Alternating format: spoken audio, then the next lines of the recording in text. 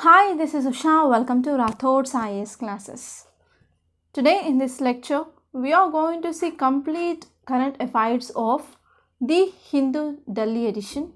So date here is 6th March 2022. So let's get started with our discussion and let us try to see complete news analysis of today's current affairs. So first article, which is mainly saying that Putin warns against imposing no-fly zone over Ukraine. So here we need to focus on what is this no-fly zone. So this is the first important thing, that is what is this no-fly zone, and second one is why no-fly zone in Ukraine. So this is very important topic. So now let us try to understand this topic in a very great detail. First let us see the context. So if you see this context, it mainly says that President of Russia, that is Putin warned on Saturday that Russia would consider any third party declaration of a no-fly zone over Ukraine as participation war there, while Ukraine officials blamed Russian shelling for breaching a ceasefire arranged in two cities to evacuate civilians. So what happened? If you see the background, Russia-Ukraine conflict which is mainly going on, and Russia-Ukraine, they are in a war-like situation, and Russia started attacking number of areas or number of cities in Ukraine, and Russia which is mainly starting to occupy the cities in Ukraine. So already we know the background. So now what happened? There is a need of this no-fly zones in these area, because especially there are many civilians who are evacuated and they are mainly fleeing. So if you see data, that is about 1.4 million citizens of Ukraine, they are fleeing to other countries mainly to save their life. So actually they came up with this no-fly zone areas, especially in two cities. So first one, it is in this Mariupol. So this is one of the strategic port which is located in the southeastern part of Ukraine, and next one is eastern city of Volnovakha. So these two areas which are mainly used by the civilians to flee from this country, and data says that about 1.4 million people they had been fleeing out of the country till now. So here we need to understand what is this no-fly zone and why it is required here. So if you see, recently we studied one news article like, so a nuclear power plant in Ukraine which had been attacked, okay, and in this attack the training center in this nuclear power plant being destroyed, and you also saw the important nuclear power sites which are present in Ukraine and even nuclear reactors as well. And recent reports which mainly says that because of this attack, that is nothing like increasing of radioactivity in this region.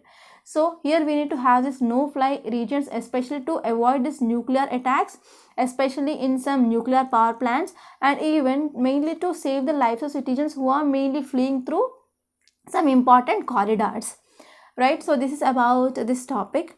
And here the Russian defense ministry said that it agreed with Ukraine on evacuation routes out of this Volnovakha and as well as Mariupol. So in these sites there is growing of misery, and there is increasing of assault which is mainly seen because of assault of this Russian forces. There is also increased food and as well as water shortage that is mainly seen, and even the people are stuck in the freezing weather in these region as well. So, and there is also one important subtopic which is given, that is regarding IMF warns of serious global economic impact. So regarding this economic impact, there is one important index which is mainly given in today's article. We are going to discuss that at last. So as of now, let us try to discuss what is this no-fly zone. I think you can see this note here. So if we're talking about this no-fly zone, it is also known as no-flight zone, or we can say like air execution zone. So no-fly zones are generally established by a nation in enemy nation territory. So if at all two countries are in a warlike situation, so whenever one country is attacking another country, so where the attack is happening in that country, they will go for establishment of this no-fly zones. So what is the important aim? Important aim, it is to prevent the operation of enemy's nation aircraft in the region. Okay, and actually not only the warlike conditions, even for the civilian purpose also we can go for imposition of this no-fly zones. So it is for the not the first time we imposed this no-fly zones. Actually in 1991 Gulf War of Iraq, and even civil war in Bosnia and Herzegovina, and even civil war in Libya in 2011. So in these warlike times also, these no-fly zones have been implemented. So especially in this Russia-Ukraine war, why this no-fly zone? So recently we saw attack on nuclear power plant of Ukraine. The name is Zaporizhzhia nuclear plant. Okay, so because of this, we need to go for setting of nuclear no-fly zones, especially to prevent nuclear accidents.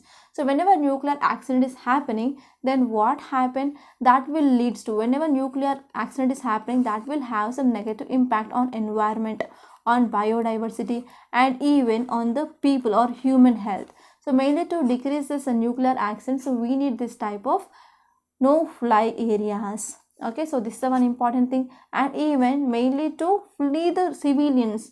Okay, this corridors will be very important, and we need to ensure so these attacks should not cause much harm to the civilians.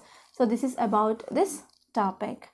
And regarding this global economic impact, we are going to study in last article, right? And now let us try to see another article. So before seeing another article, I want to share one information. Actually, I completed recording of 55 minutes, okay, by the 7 a.m. itself. But because of some technical issues, that video had not been recorded, and again I am recording twice. So because of this, it may lead to delaying of posting of this video. So please adjust it for today, and tomorrow onwards we are on time. Okay. So now let us try to see next topic. It is regarding FATF. FATF already know that Financial Action Task Force. FATF retains Pakistan on its terror funding grey list. So actually it is not for the first time FATF kept this Pakistan in grey list. So actually in this FATF we have two lists, right? So what are those two lists? First one is grey list and second one is black list.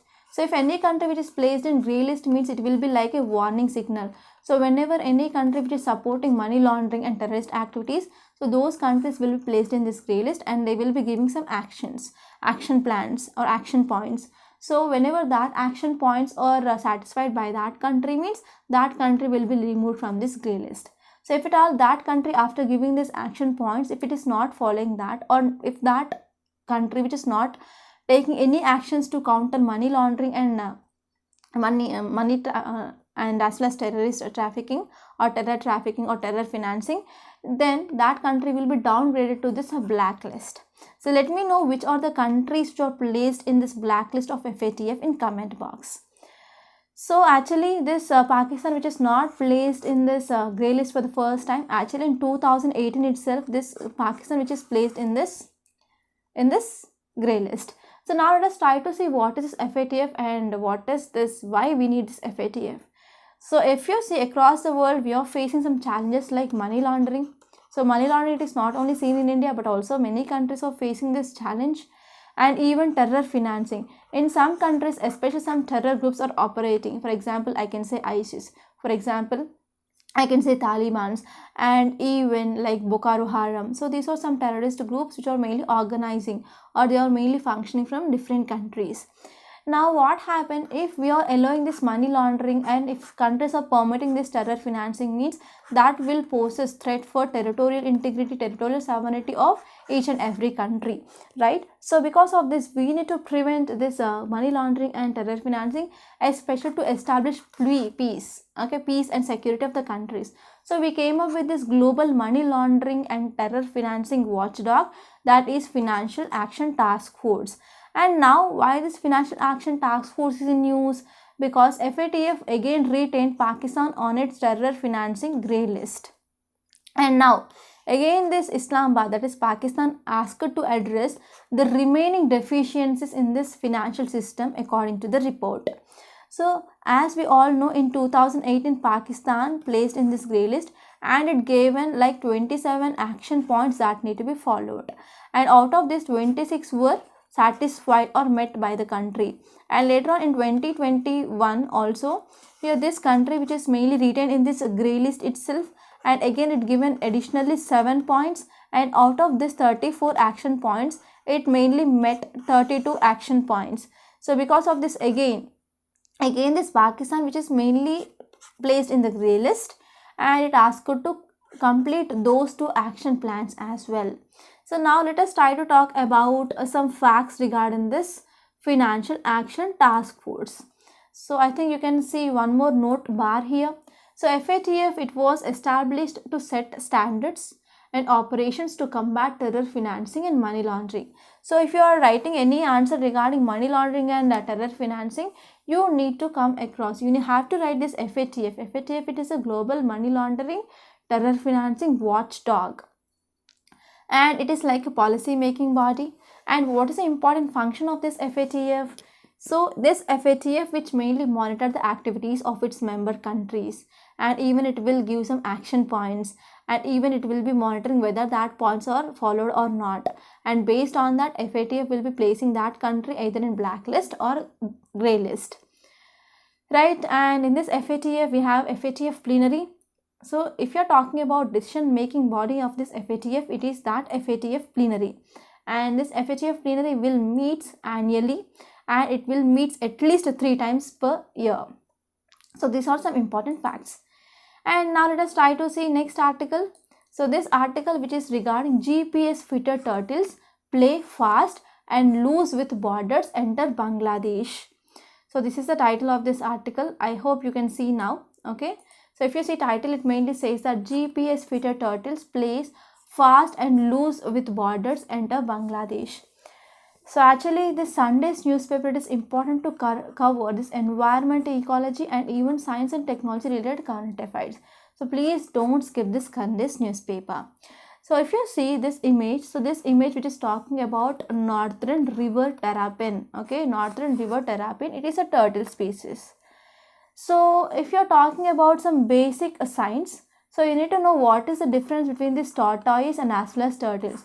So let me know what is the difference between this tortoise and turtles in the comment box. Don't forget about this. So now let us try to see this article, and let me zoom this article. So I hope you can see this article now much better. So this article says that recently some Northern River Terrapin, okay, Northern River Terrapin, it is one of the turtle species which is present, and their number had been decreased. So because of this, government need to take some conservation steps. Okay, conservation steps for conservation of this fauna, that is Northern River Terrapin. So because of this, many experts and forest officials, they went for installing of GPS transmitters on this Northern River Terrapin in Indian Sundarbans. So actually these animals do not aware about this international boundaries. So what happened? So in this tracking here, these officials found that they entered into this Bangladesh. They crossed border, they crossed international borders, and they entered Bangladesh. So actually what happened? So in this study, they mainly went for installing of these GPS transmitters, especially to 10 turtles of critically endangered, and the name of that species is Bathagur buska, and they traveled about hundreds of kilometers, and now according to the data they are in now Bangladesh. Okay, so this is about this thing. And if you're talking about why we need to go for this installing of this GPS transmitters for these animals, so these animals, they will be moving from one place to another place. They are not static, right? If you want to study their behavior and their movement, we need to track their movement actually. So this initiative, which is one of the important objective here, is to know about the habitat, to know about the breeding pattern and movement of species. So if you know about the details of habitats, where they live and breeding pattern, so at that time of breeding we can go for taking of some steps such that will increase the number of this fauna. And if you're talking about especially the population of this Northern River Terrapin, so it is like a freshwater turtle. So it is mainly living in freshwater. So this is one important glimpse fact. So we're talking about Northern River Terrapin. So it is critically endangered and it is a freshwater turtle. And what happened if you are comparing with the data of 15 years ago, the number of this Northern Terrapin, and now they are mainly seen in the freshwater, and in India we can see they will be seen in this Sundarban area. And as of now we can see this Northern River Terrapin, which is mainly living in India and as well as Bangladesh. So these are some important prelims related points that you can see. And if you are writing any mains answer regarding conservation of animal species, you can add this article as a case study. So recently for the conservation steps for this Northern River Terrapin which are endangered, So here experts and as well as forest officials, they went for geotagging. Okay, and they are studying about movement pattern and even breeding pattern and habitat of this fauna that will be helpful for conservation. Okay, so this is about this topic. And now let us move forward and let us try to see some more important articles. So please leave this City 1 and City 2 newspaper, City 2 paper, and you have to leave this classifieds also. And if you see here states, it is page number 5. I didn't find any article which is important and relevant from UPSC. And if you come to this 6 newspaper, I found one article which is very much relevant. I hope you can see here. So this article, which is mainly talking about IAF, that is Indian Air Force, decides to postpone X Vayu Shakti 2022. So now let us try to zoom this article and let us try to see in detail. So I hope you can see now. So if you see context, it mainly says that IAF, that is Indian Air Force, decided to postpone its firepower demonstration, and X, it is nothing but exercise. So it is mainly talking about exercise Vayu Shakti, which is mainly scheduled in Pokhran ranges in Rajasthan on March 7th. So actually the scheduled date of this exercise Vayu Shakti 2022 is March 7th, and because of some incidents which are happening globally because of this Russia-Ukraine conflict, so we went for postponing of this exercise.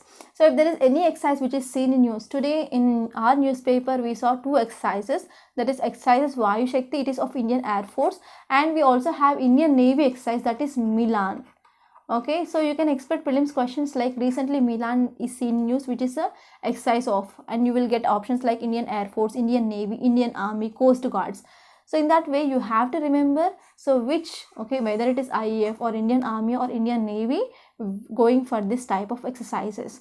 So this will be very important from your prelims point of view. Right, if you see some details regarding this exercise, so it is a 12th edition of Biennial Defense Expo, DEF Expo, which is going to be held in Gujarat for the first time, and this mainly postponed because of logistic problems, right? And if you're talking about this triennial exercise Vayu Shakti, so this Vayu Shakti, it is triennial, that means it will be conducted once in every 3 years. Actually this exercise which mainly conducted to showcase capability of our Indian Air Force to conduct full spectrum operations, and it mainly it is very important because like 148 aircrafts and helicopters, including our fighter aircrafts, they will going to participate here. And one more special thing regarding this Vayu Shakti is, for the first time this Rafale we got from France, that is going to be participate in this exercise. Okay, so this is about this topic. And now let us try to see some more important articles, and please leave this assembly polls if you are coming from that state. So you have to know some knowledge regarding where elections are going on, which party won those elections. But if you are not from that state, means it is not at all important. Yes, and now let us come to this 8th page, that is news page. Here you can see one important article, that is, can artificial intelligence, machine learning put judiciary on the fast track or not? So here we need to know about what are the challenges which are mainly facing by our Indian judiciary. So one thing, you know that there is increasing of pendency of cases, and we can see there is decreasing of efficiency of our judiciary, which is mainly seen. Mainly to address to these 2 important challenges, like how can we improve efficiency and how can we decrease this pendency of cases. So here one alternative that we can go for here is, like we can go for artificial intelligence, and even we can go for induction of machine learning and some softwares, such that we can decrease the pendency of cases and we can finally increase our efficiency of judiciary. So actually it is not the thing which mainly said by me. So now let us try to see this topic. Actually this topic, it is very important from your mains point of view. So what happened? So recently one question which is mainly asked in ongoing parliamentary session. So as you all know that budget session which is mainly going on. So in this budget session, one question which is mainly asked that, can artificial intelligence can be used in our judicial proceedings or judicial process, and can this artificial intelligence can reduce the pendency of cases or not? So it is an unstarred question. So if we're talking about different types of questions that mainly asked in our parliament, we have starred questions and unstarred questions, and as well as questions of urgent public importance. So if you're talking about star questions, so they are mainly distinguished by using this asterisk mark here. So whenever any question that is starred question means, so the answer should be given in oral format. So whenever minister who is answering the questions means, then the supplementary questions will be follows. And if you're talking about these unstarred questions, so minister need to give answer or reply in written format. So whenever answer is given written format, there will be no supplementary questions that mainly follows. Right, so this is the one important basic thing that you have to know regarding questions which mainly asked in parliament. So in this response to this unstarred question, so here our law minister, he gave answer like, yes, we are implementing this phase 2 of e-court project. So we have this phase 2 of this e-court projects, and it mainly under operation since 2015 onwards.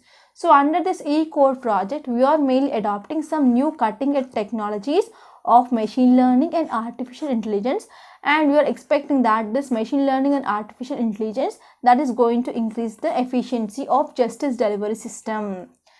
Okay, so this is the thing which mainly said. So for this, recently our Supreme Court also constituted one committee, that is Artificial Intelligence Committee, and it is mainly identifying some applications of artificial intelligence technology, and that can be used in the translation of judicial documents and legal research assistance and process automation. Okay, and this committee which is mainly looking after applications that can be used for translation of documents and for legal research assistance and as well as process of automation. So this is the thing which mainly said. And if you're talking about software, okay, and if you're talking about software, so we are using number of software as of now.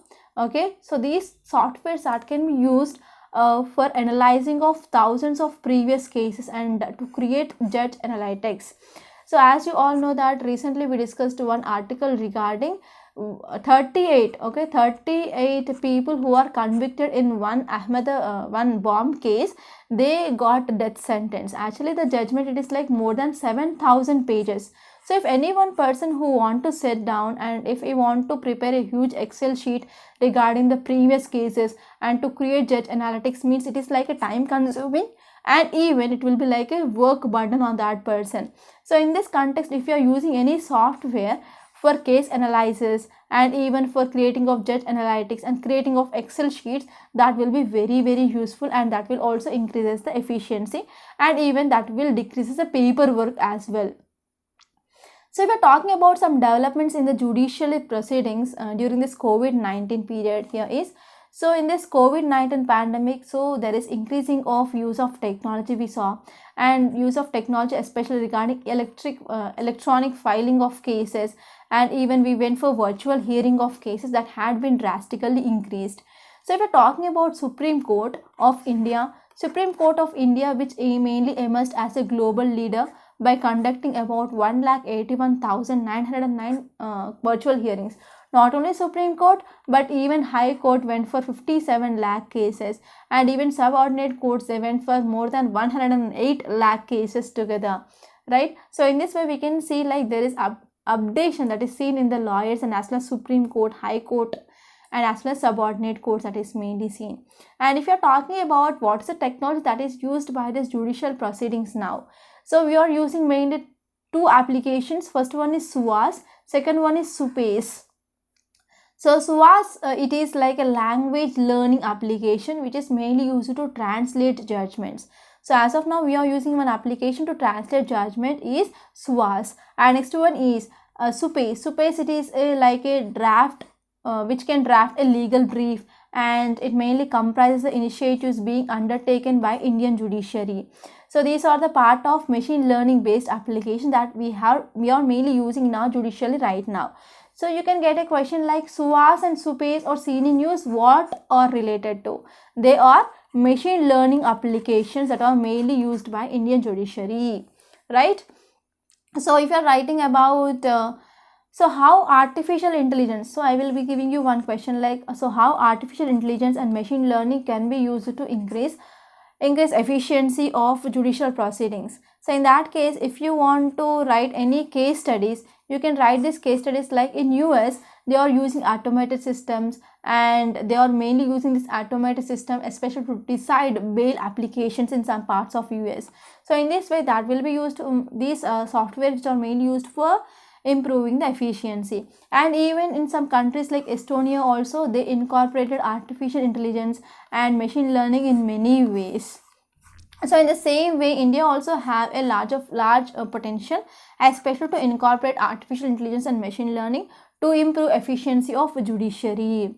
Okay, so in this way you can write about this topic and let me know your comments regarding what is your opinion regarding can artificial intelligence, machine learning put judiciary on fast track or not. And you can see this next article. Title says no anticipatory bail for Chaitra. So I think you might know about this NSE, National Stock Exchange co-location scam. So actually this person, okay, she is the person. Her name is Chaitra Ramakrishna, and she is the former managing director and CEO of this National Stock Exchange. So actually she is having some connection regarding this NSE co-location case. Actually she is mainly influenced by one Himalayan yogi, and based on the directions of that Himalayan yogi, she might release some critical information, and because of this critical information that led to a co-location scam of more than 50,000 billion. Okay, so because of this, recently this case which came into light because of a whistleblower, and in this investigation they found that there is some relationship between this Chaitra and as well as that Himalayan yogi, and that led to the releasing of this critical information. And some experts say that Himalayan yogi is nothing but Arvind Subramanian. He is the chief economic advisor. Okay, so that is the thing. And here you need to know about what is this anticipatory bail. So let me know what is the meaning of this anticipatory bail in the comment box. Don't forget about this. And now let us move further. And here you can see one more article which is very important from our UPSC. That is naval exercise Milan concludes in Visakhapatnam. So earlier we studied about one exercise, that is why you said it is by Indian Air Force, and now Indian naval exercise, that is Milan. So actually this Milan will be conducted in Andaman and Nicobar. For the first time this Milan is conducted in this Visakhapatnam. So now let us try to see some important details which are given in this article. First let us try to see what is the context. So if you see context, it mainly says that Indian Navy's largest multilateral exercise, that is Milan 2022, and in this Milan 2020 about 40 countries which mainly participated in this exercise, and finally this exercise concluded, right? And this is the 11th edition, and in this 11th edition about 26 ships and 1 submarine, 21 aircrafts, they mainly participated.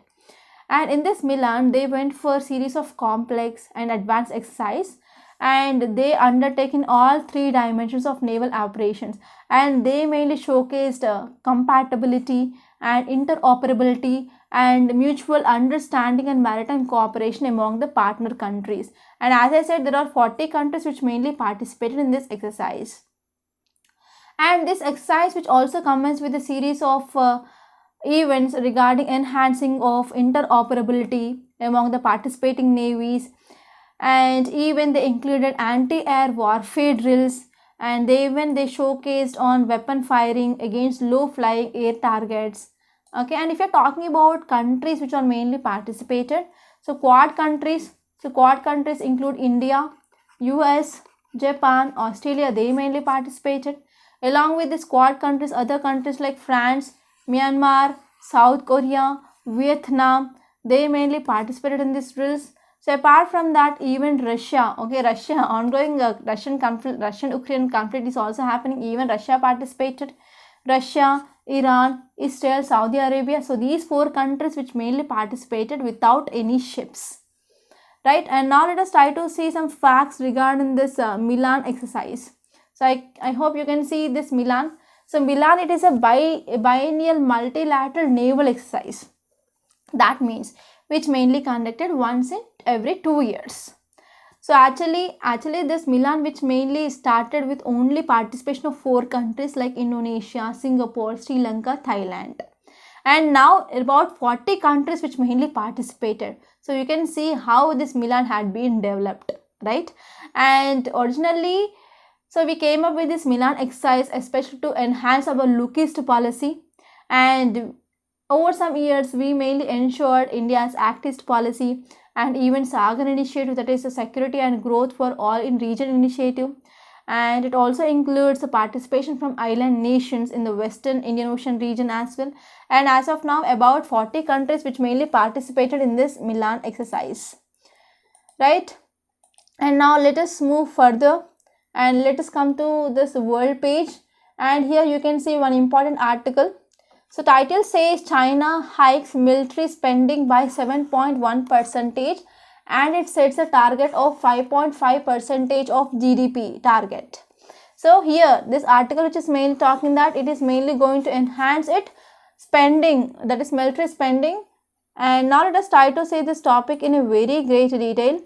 So if you see this topic, context mainly says that China announced that it is going to increase its military spending to 7.1 percentage, and it came up with a target of annual GDP growth here is around 5.5 for this coming year.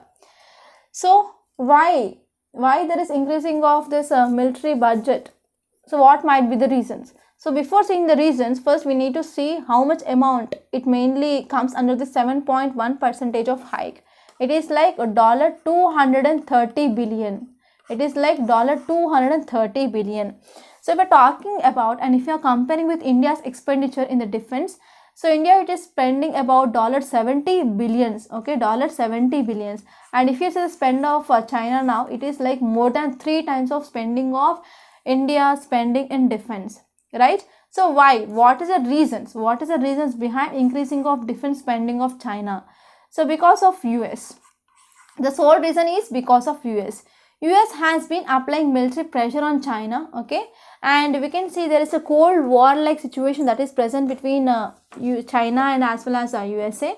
So because of increasing of pressure of USA on China, and because of increasing of troubles, these troubles are coming to the doorsteps of China, and there are many provocative actions which are done by US. And if you're talking about some examples of those provocative actions, we can see there is increasing of monthly warship transit in this Taiwan Straits, and there is also increasing of spy planes which are mainly moving in this East China Sea and as well as South China Sea region, and there are more than 1200 times there is increasing of spy planes which are mainly moving. And whenever there are warships intrusions are happening in these Chinese territorial waters, then that will be having some threat to the integrity of China. And in the name of freedom of navigation, there is increasing of moving of spy planes that are seen, okay, so that is having some impact on this Chinese territorial integrity. And even if you see US, which is coming up with some actions regarding this Quad, US came up with this quadrilateral security dialogue with the 4 countries like India, US, Japan and Australia, and even US came up with a new trilateral security pact, that is AUKUS, with Australia, UK and US. So these are some important groupings of US which are mainly designed to surround China militarily. So because of this, China want to build its military and to make a good base such that it can counter USA. So it is mainly increasing its military spending for the coming up year, and also it came up with a target of increasing of GDP as well. Okay, so you can see this article, right? And now let us move further. So if you see next articles, we can move on to science and technology page. So every Sunday you will be getting this science and technology page. So even though if you are not referring other articles, please refer this science and technology page for sure. And this will be very important to cover science and technology and even environment and ecology related news. So now let us see the first topic here. So here the topic here is variants do not always evolve to become less virulent. So to understand this article, I will be giving some brief background. So to understand that background, let us see this image. Okay, let us see this image which is given. So here you can see, here we have alpha, here we have delta, we have beta, we have gamma. Actually, we saw this first beta variant of coronavirus in May 2020. After that, we came with alpha variant in September 2020. So first here we have beta, then alpha. So from alpha we have again delta in October 2020, and later on we have gamma variant in November 2020, and finally in November 2021 we have this Omicron variant. So what is the problem? Whenever this is the coronavirus which is entering from one person, okay, and whenever it is moving from one person to another person, that is transmitting from one person to another person, because of different environmental condition that is seen or unique. So environmental conditions will be unique for single person to another person. So because of this, that will lead to some mutations. So because of these mutations in this virus, that will finally leads to new variants. Okay, finally leads to new variants. And these new variants, they will have the capability mainly to escape from these neutralizing antibodies which are present. So how can we get these antibodies or neutralizing antibodies? If you are getting infection or if you took vaccinations, so because of this entering of antigens into your body, so your body will start producing these antibodies. Antibodies will be in Y shape, right? And even memory cells, or we have T cells.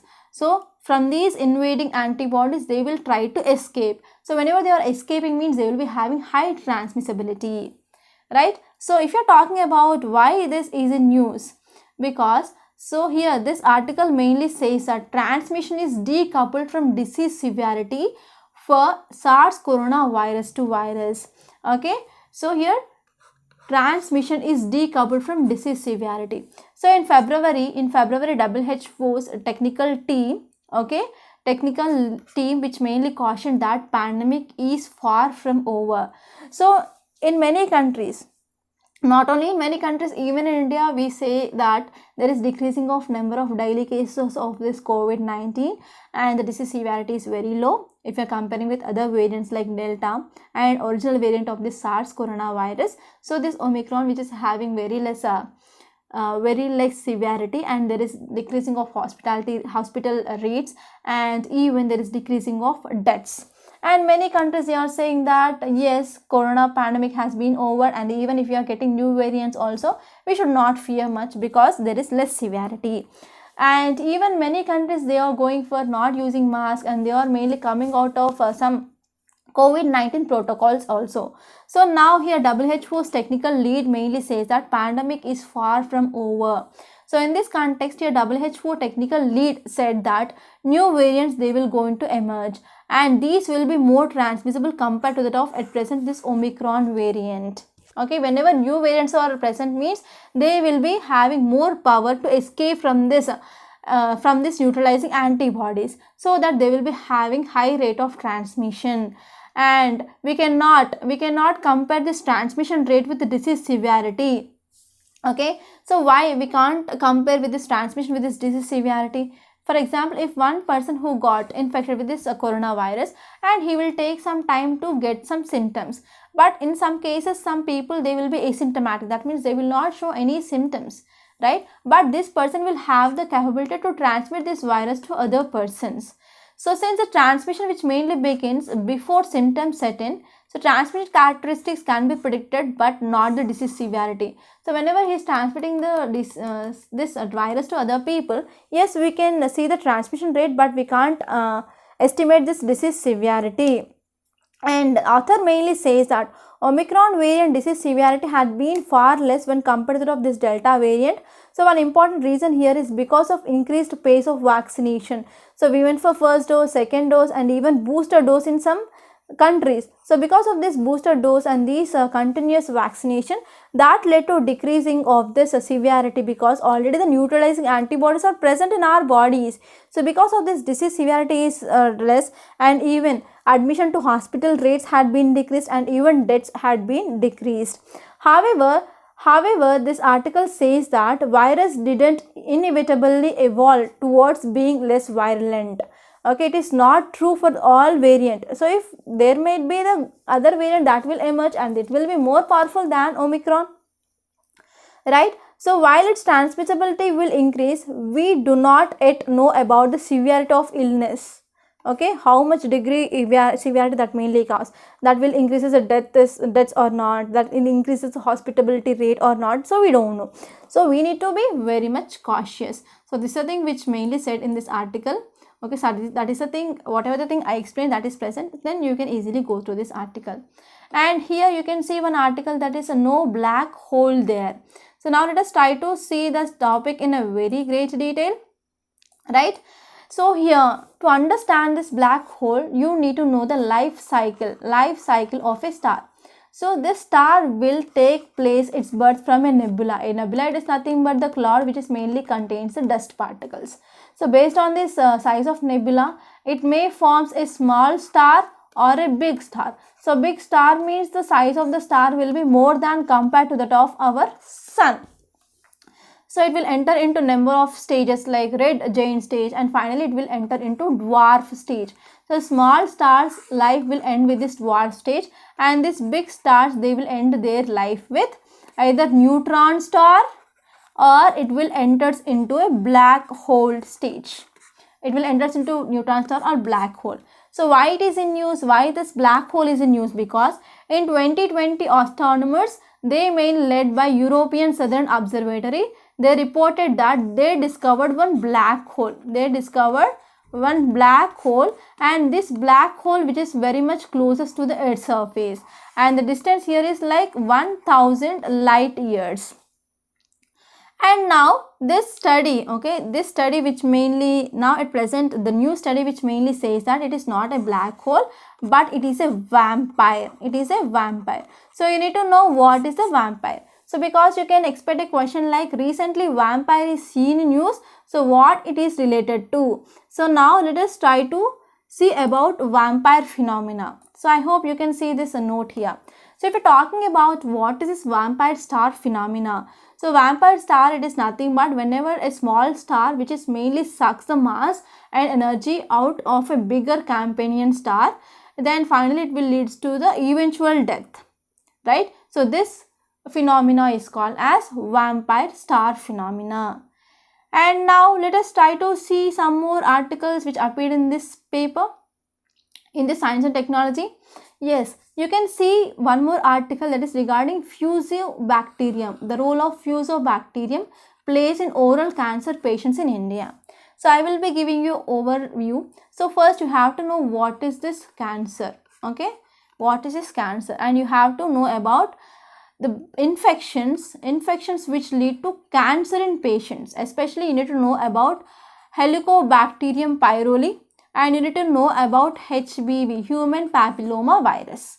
And now this study talking about this Fusobacterium. So you need to know about this oral cancer which is happening in our oral cavity, that is called as oral cancer. So one of the important cause for this oral cancer is chewing of this tobacco and tobacco related products. First, now let me explain you about what is this cancer. So you know that our body contains functional and basic unit that is called as cell.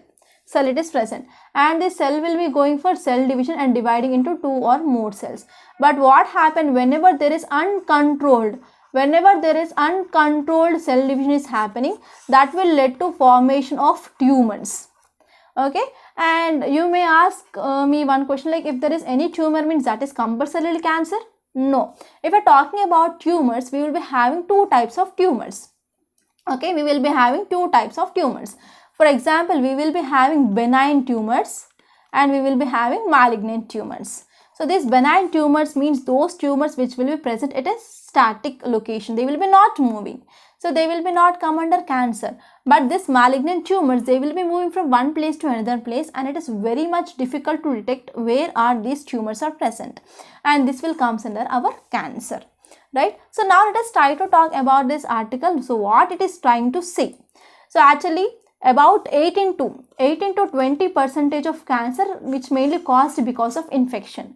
So the important organisms which are causing this cancer here is human papilloma virus and as well as Helicobacter pylori. Okay, so these are the two important organisms which are responsible for this cancer, especially in women. Women, they are mostly infected with the cervical cancer. Okay, this is the human reproductive thing, right? Female reproductive part. This will be the uterus, and we will be having ovaries here. okay, and these are fallopian tubules, and here this part is cervix, okay. In this cervix, so a mainly human papilloma virus that will be causing infection, and because of this infection that will lead to uncontrollable cell division, and finally that will lead to the cervical cancer. And this cervical cancer is one most common type of cancer that can be seen in women, right? And what happened, this recent study which mainly found that actually this HPV virus, which is also responsible for this oral cancer. And recent study which is conducted in India. So in India, oral cancer which is not caused by this human papilloma virus, but this Fusobacterium nucleatum, which is known to play an important role or vital role in colorectal cancer and even in the oral cancer. But in the Western countries, this oral tumors which are mainly caused by this HPV infection, but not this Fusobacterium nucleatum. Okay, so this is about this topic.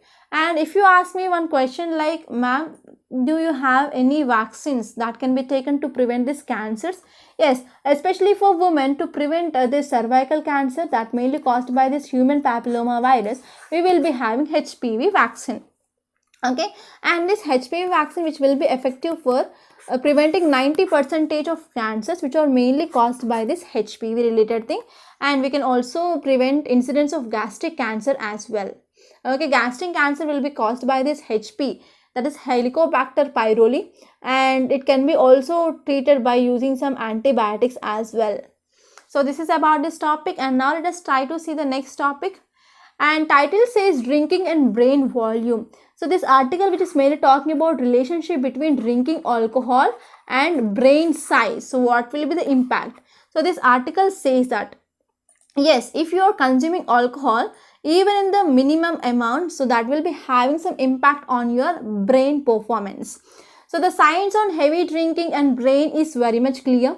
So they do not have proper and good healthy relationship. That means they will be having inverse relationship. If you are drinking more, means it will be having less performance of your brain. So drinking is one of the important reason behind the alterations in the size of the brain and structure of brain. And whenever the size and structure of brain it is affecting, means that will be having some impact on your cognitive impairments. Cognitive means memory related things. So recently new study which mainly says that consumption even at the modest level, that is very minimum level, like whenever you are having a few beers or a glass of wine a week, it also having some risk on your brain. Okay, and light to moderate alcohol consumption also associated with overall reduction in the brain volume as well. So mainly to improve your cognitive things like increase your memory and to clear this UPSC, and to maintain proper size of your brain and proper volume of your brain, so please avoid alcohol. Okay, so this is about this topic. And now let us move forward and let us come to this page of FAQ. And here you can see one article, that is commodity crunch. Okay, topic it is commodity crunch. So as I said, this article which is mainly talking about what will be the impact of Russia-Ukraine conflict on global economy. So actually what happened, so recently one important report which mainly seen, that is Bloomberg's commodity index, which mainly says that yes, due to this Russia-Ukraine conflict which is having impact not only on the economy of Russia and Ukraine, but even economy in other countries which mainly depended on this imports and exports of these two countries. So now let us try to see here. So first and the foremost thing here is Russia, which is mainly boycotted from this SWIFT payments. SWIFT, it is like a payment messaging system, and because of this boycotting of Russia from this SWIFT, actually whenever any country which is mainly doing trade with Russia, means if they want to go for payment, that can be done through this messaging system. But because of this boycotting of Russia here, the payments will be delayed. So because of this forex reserves or the foreign reserves of this Russia will be freezed. And even that will lead to decreasing of trade of other countries even with this Russia. And if you're talking about Russia, which is one of the important producer of world's oil, so 12% of world's oil it is produced, and even 16% of this world's natural gas will be produced from this Russia. And not only this, even one important metal, that is palladium. Palladium, it is a shiny metal that mainly used in the exhaust system of automobiles. That is very important to decrease the emissions. So now many countries are talking about carbon neutrality and to decrease emission to control this global warming. So here this palladium, it is an important metal. It mainly used for decreasing of emissions from these vehicles. So vehicles, it is one of the important cause or the factor for increasing of emissions, right? So to decrease these emissions, here palladium, it is very useful. And because of this Russia-Ukraine conflict, so there is decreasing of exports of palladium that will be having negative impact on this automobile sector. And if you are talking about Ukraine, which mainly supplies 12% of global wheat exports and 13% of global corn exports, and countries which are dependent on these exports of this Ukraine will be affected the most. And even if they want to go for diversifying of their supply chain, that will also affect the price mechanism. And because of this, many European countries, they will be mainly dependent on this Russia's oil and as well as gas, that will be also affecting their energy security. And even India will be importing sunflower oil from that Ukraine and Russia, that will be also having some impact on the increasing of edible oil prices in India. So because of this Bloomberg commodity index, which mainly says that there might be increase of prices by 60%. So this is the report which mainly says. And even many European countries which are dependent, they will be having some negative impact. And this article says that not only just Russia and Ukraine, but even many other countries, they will be mainly suffering. There might be this risk of stagflation, there will be high price inflation, and even low growth that can be recorded in the future. So that is about this article. And now let us try to see the last article of the day. So this article talks about why do Indians go abroad for medical studies. So as you all know that India mainly going for this Operation Ganga, especially to bring back standard Indian students in Ukraine who are mainly present in some bunkers, etc. Right? So as you all know that about 18,000 of Indian students who are pursuing this medical education in Ukraine. So if you are talking about in detail regarding this medical education, so many a times Indian students, they will choose countries or prefer countries like Russia, China, Ukraine, Kyrgyzstan, Kazakhstan, Philippines to pursue this medical degree. Actually, the medium of education in those countries is also English, so that it will be comfortable for our students to go there and to pursue their medical education there. So why this medical education, which has much craze? Because it holds a lot of value in Indian community, and even it mainly retains prestige of an honorable profession in India. And why Indian students are going for abroad for pursuing this medical education? So to get a seat in this MBBS in India, so we need to clear this NEET examination. So as per the data, about 16.1 lakh Indian students, they will register for this NEET. And out of this 15.4 lakh students, they will appear examination, and about 8.7 lakh students, they will clear this examination. But the number of seats are present in India is just 88,120 MBBS seats. So because of this, if any student who cleared this NEET who is not getting the medical seat, means if they want to go for a management seat, means it will be like a very costly, and it will go up to rupees 1 crore for this 5 years. For middle class family, they can't afford. So because of this, they choose to go to other countries which are providing this medical education, and entire cost, even including this lodging and boarding in other countries, will not be more than 30 to 40 lakhs. And after once they pursue their medical education, they can return India and they can give one license examination, that is foreign medical graduate examination, and after getting license, they can practice in India. So recently our Prime Minister, who made one statement like we need to encourage private medical colleges and private entrepreneurs and private people to set up the medical colleges, made to tap the students and to tap the money in India. But if there is no proper standards, if there is no proper infrastructure that is present, then this medical education will lose the value, as now engineering, which mainly lost the value in India. Right? So here we need to focus on improving the standards, improving the quality education and infrastructure, etc.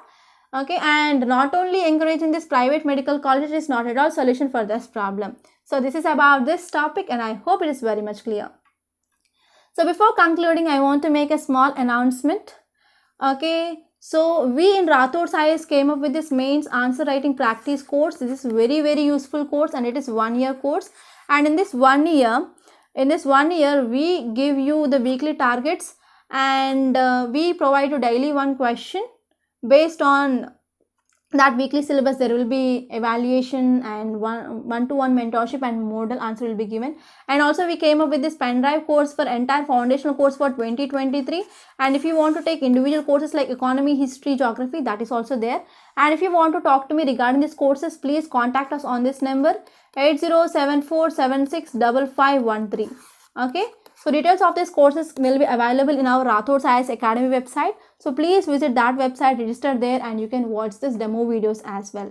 So by this I'm concluding. I hope you enjoyed this lecture. Please subscribe to Rathod's IAS Academy and don't forget to like, share and comment my videos. Thank you so much.